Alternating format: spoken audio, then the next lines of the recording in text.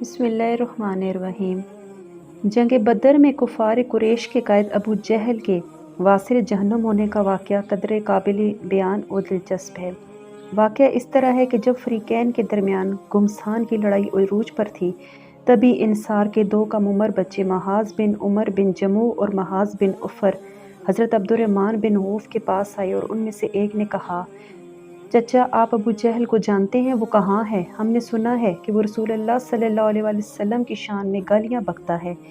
اس پاک ذات کی قسم جس کے قبضے میں میری جان ہے، اگر میں اس کو دیکھ لوں تو اس وقت تک اس سے جدا نہ ہوں گا جب تک وہ مر نہ جائے یا میں شہید نہ ہو جاؤں۔ ابھی یہ سلسلہ گفتگو جاری تھا کہ قریب سے اس کا گزر ہوا۔ آپ نے اس کی طرف اشارہ کرتے ہوئے بتایا کہ وہ دیکھو، وہ جا رہا ہے۔ ابو جہل اشارہ پا کر ان دو بچوں نے اسے گرفت میں لینے کے ارادے سے اس کے گھوڑے پر حملہ کیا اور اسے قدموں تلے لے آئے، اور قریب تھا کہ وہ ان بچوں کے ذریعے عبرتناک انجام کو پہنچے، لیکن عین اسی وقت ابو جہل کا لڑکا عکرمہ بن ابی جہل نے محاذ بن عمر کے کندھے پر ایسا وار کیا کہ بازو لٹکنے لگا۔ باہمت نوجوان نے بازو کو رستے میں ہی حائل ہوتے دیکھا تو پاؤں کے نیچے لے کر اسے الگ کر دیا اور ایک ہی ہاتھ سے اپنے شکار پر حملہ کر دیا۔